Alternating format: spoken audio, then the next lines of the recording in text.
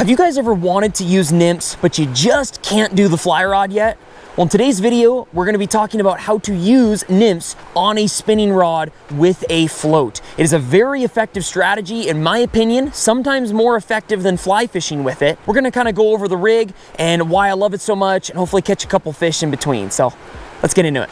All right, so we're ready to tie this rig here. Now it's extremely simple. I am going to show you a couple different variations of this rig. You can tie it, as simple or as complex as you would like.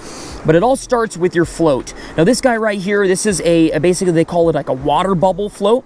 The cool thing about it is you can actually extend this little piece at the top, and there's like a little tubing material inside. And when you twist this, it actually twists onto the line and holds, it basically holds wherever you want. So we're just gonna take our line, we're gonna put it through the float to the other side. And if you take this and you twist it, if you twist it a good amount of times, you'll see the inside there kind of curl, and that float is now locked on the line. Like that, it's not moving at all. But if you want to adjust it, you just pull the top of the line and it kind of snaps all of it out, and then you can pull it. And if you want to increase your leader or decrease your leader, you can. It's extremely simple on that. So we're just gonna pull it up a little ways here, and we're gonna lock it down, and we'll get our flies on here. So as for flies, there's a whole bunch of different stuff that you can run. You can run, big stones, mayflies, caddis. It really all depends on, on your river and your body of water. I typically like running 2 flies on my rigs. And you're gonna run your lighter fly on the top. So we're just gonna tie on this little Duracell. This is one of my favorite flies of all time right here. This is an absolute confidence pattern for me. And I don't like tying a Palomar knot. I like tying a clinch knot. I feel like with Palomar knots, it just doesn't run right. The fly doesn't drift naturally on a Palomar knot. So we have our first fly tied on right here. We're just gonna clip that tag in, just like that. Now we are gonna take a little piece of leader material here. I've already got a little thing pre-cut. I would go about a foot long of leader material. Give yourself a little bit of extra room in there, for your to cut your tag ends and everything. Now, to tie this leader material on, we're gonna tie it onto the shank of this hook from your last fly. So basically, we're just gonna pretend like that's the eye of the hook, on that shank. Okay, we're gonna tighten that down, and we're gonna cut our tag end just like that. So as you see, we have one fly in between 2 pieces of line. Now, the reason why I want your lighter fly on top is because your bottom fly, which in this case we're using a little leech pattern, right? Just a little black, any kind of little black streamer works really well for me, especially in this really clear water. The reason why is because I'm basically using this as extra weight. This thing has a big tungsten bead on the front, and so it's kind of giving it kind of an anchor to sit on the bottom. This, a lot of times fly fishermen will call this an anchor fly. So we're gonna put this through that eye of the hook here. We're gonna tie this guy onto our rig, clip that tag in, and you are done. Now, technically, this is your final rig. You could fish this as is. The river I'm fishing today isn't super fast current. It's also pretty shallow, so I'm not gonna add any split shot. But if you wanted to add split shot, I would go about 10 inches above your top fly, and you're gonna crimp your little split shot right here. Now you can run a barrel swivel up here as well if you want. The nice thing about the barrel swivels, if you want to run like 8-pound test to 6-pound test, you can do that right at that connection point. That split or that swivel also helps from that split shot moving all the way down to your fly, because a lot of times with this rig you're using light line, and sometimes that thin diameter line doesn't hold split shots very well. So you can run that up top if you would like. To today's rig, we are not doing that. We are just running this as is right here. So super simple, super effective. Let's go catch some fish.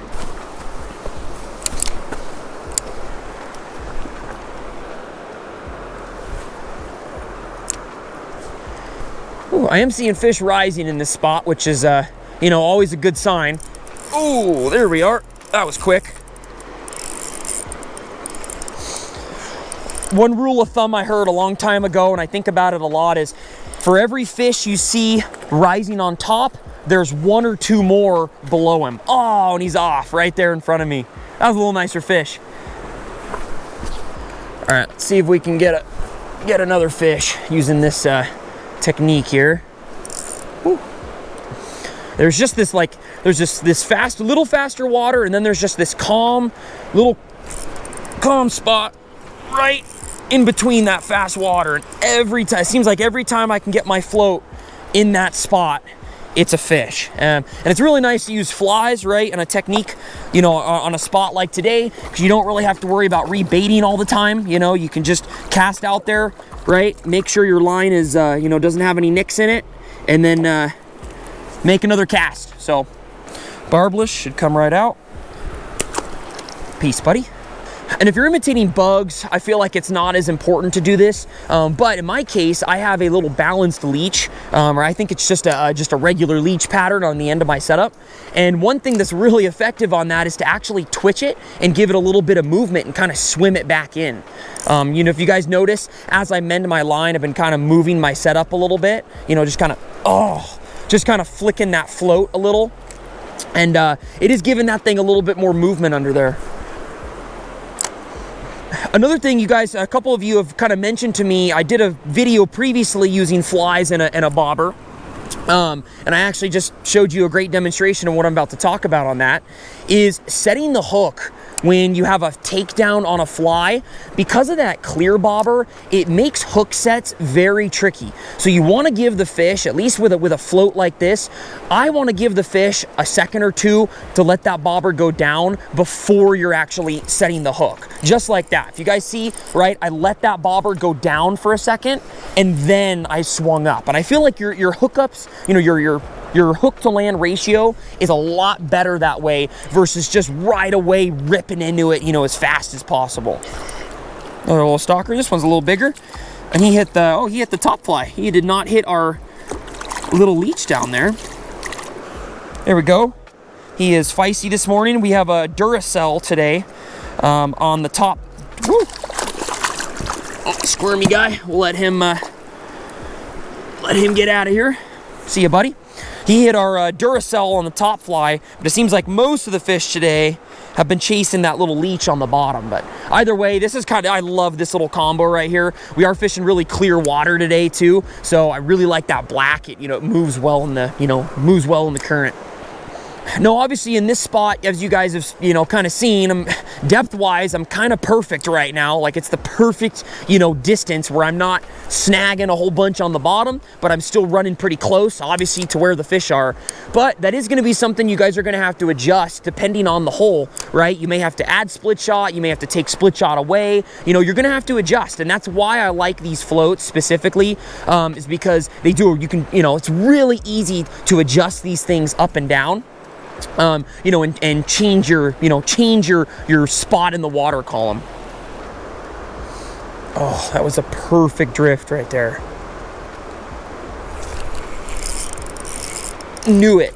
I knew it. That was a perfect drift.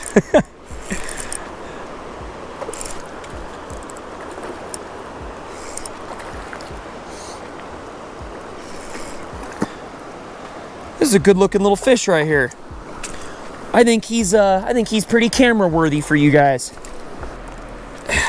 He hit that leech like most of the fish here. I did get one hit on that Duracell as well. Beautiful, beautiful little rainbow. We're gonna send him back on his way here. Woo.